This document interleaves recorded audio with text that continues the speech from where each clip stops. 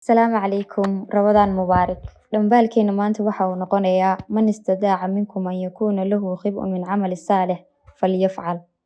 midkiina awooda ama qofkiina awooda inuu sameeyo camal qarsoon falyafcal ha sameeyo sameyso cibaadooyin kuu qarsoon oo idin dhexeeya adiga iyo rabbiga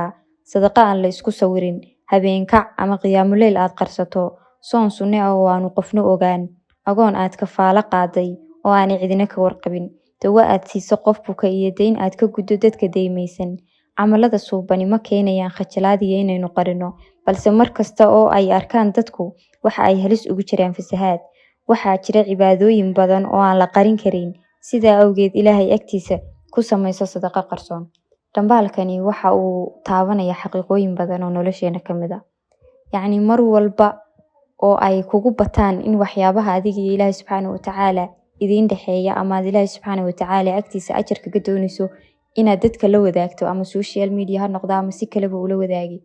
waa mar walba oo halis ugu jiraan shaygaas fasahaad waa halis ugu jiro sidoo kale waa halis ugu jiro in ajarkii ilaahay subxaanahu wa tacaala agtiisa aad kaga rabtay uu kaa nusqaamo oo riyaa iyo istusnimo iyo waxyaabo kale uu kaa galo marka ilaahay subxaanahu wa tacaala shayga aad dartii u bixinayso isku day inaanay bidixdaadii iyo midigtaadii is ogaanin sidii nabi maxamed calayhi salaatu wasalaam ka sugnaatay oo noqdo shay adiga iyo ilaahay subxaanahu wa tacaala idin dhexeeya oo aanu makhluuqaadka kale ka warqabin. Assalaamu calaykum.